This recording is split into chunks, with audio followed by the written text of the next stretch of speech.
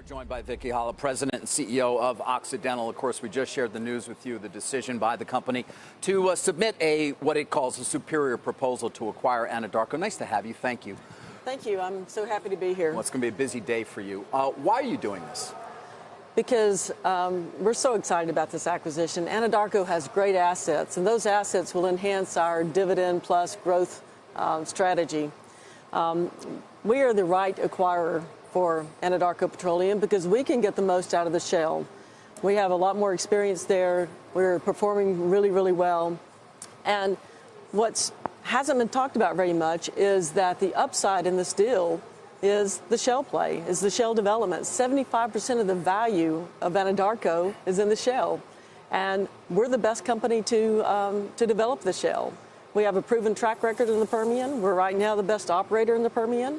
I noted some of those statistics that you shared this morning in terms of 4% of the wells drilled, but 23 of the 100 top performing wells. We have the experience, and there's been a lot of talk about Mozambique and the Gulf of Mexico and that's not synergistic with us. But the reality is that's only about 15% of the value of this deal.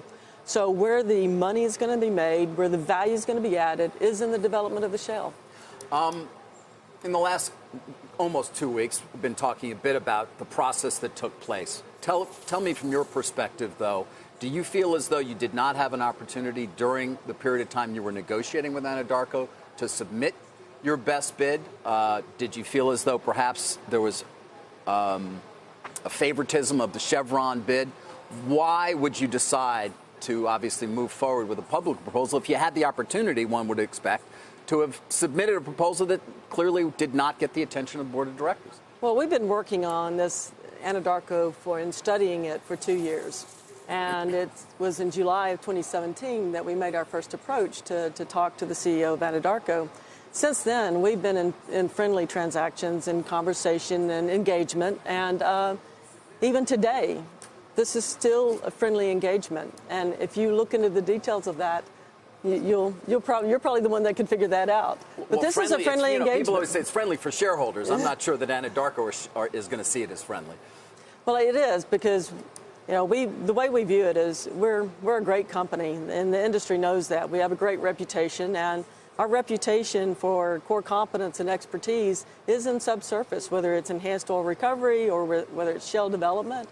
We're a great company with respect to subsurface, and this shale play, this is where we really excel, and we have the most compelling bid out there today, and we can add the most value through the shale development. Why not have looked at some other shale plays? It's not as though there aren't a surfeit of them, or at least some available that would give you what you're looking for without having to get into a potentially huge public fight here to acquire a company. Because again, we've been working this 2 years, and in the 2 years that we've been working this, there is no other opportunity that has the upside potential that this does. This is one of those very rare opportunities. Well, give me a sense then of this upside potential you keep talking about. Well, it's tremendous because there's more than 10,000 wells that can be drilled. And when you look at the fact that in the Delaware Basin, our wells perform about 74% better than Anadarko's.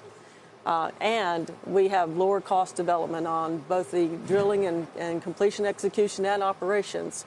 So if you take that and you apply that to 10,000 wells, that's a huge upside. Vicki, you're going to issue approximately 309 million shares to Anadarko shareholders, assuming your proposal is accepted and goes forward as currently is constructed. There was concern on the Anadarko part that those shares would not be worth anywhere near what they appeared to be when you made the first bid. What assurances can you give that you think your shareholders, your share price, I should say, will hold up, given concerns about that shareholder base in terms of your pursuing this very, very large deal?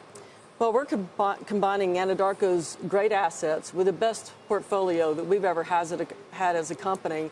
And I think we've clearly shown that through our improvement in performance over the last few years that we are a high-performing company. We delivered a return on capital employed of 18% in 2018. That's the best we've delivered since 2011. And oil prices in 2011 were 95 versus 65 in 2018. And the importance of that is we're delivering better return on capital employed than the majors are. So our performance is better. What we haven't had a chance to do is talk to our shareholders and help them understand the strategy here and how we view this. Now with this information today, we'll have the opportunity to be clearer with them about what we intend to do and why this makes sense. To engage with exactly. them. You'll still need a shareholder vote of those shareholders, given all that stock you'll be issuing. You're confident you can get a yes? I'm very confident we're going to get support of our shareholders. They know and they realize how much we've really gotten to the point where we're the experts in the shale play in the Permian. We're the largest operator in the Permian. And it's not just the shale play, it's enhanced oil recovery. And we have the ability to take enhanced oil recovery and apply it to the shale. There's no company that can do that today like we can. And finally, $2 billion in annual synergies, another $1.5 billion in annual capital reduction. Why do you have confidence? That's a very large number, $4 billion in overall synergies. The $2 billion is based on things that we have already done in our own operations and just taking that and applying it to what we can do with the combined assets. That includes the logistics that we've been able to establish in the Permian and make work. A lot of people have heard about our Aventine hub, which was an innovative way to support our operations. We're going to apply that to the Anadarko assets.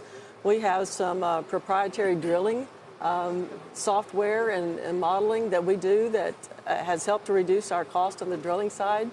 And our completions, when you talked about the fact that we have 23 of the top 100 wells, the other fact there is the other wells and the other companies that have wells in that top 100, they had to use 27% more proppant, which is about $500,000 a well more than we had to pay to get that performance. So basically, we can do this for lower cost than others, and we've demonstrated that, and now we can apply it to Anadarko's not only Permian, but DJ Basin as well. Well, we appreciate your joining us this morning. You ready for a fight? Because it could be. We didn't intend to fight. That's not who we are. This has been a friendly process since July of 2017. We're continuing that process. Well, they didn't continue it, but you're continuing. We're continuing it. Thank you for joining us. Appreciate it. Thank you so much. Vicki Hollub, CEO of Occidental Petroleum.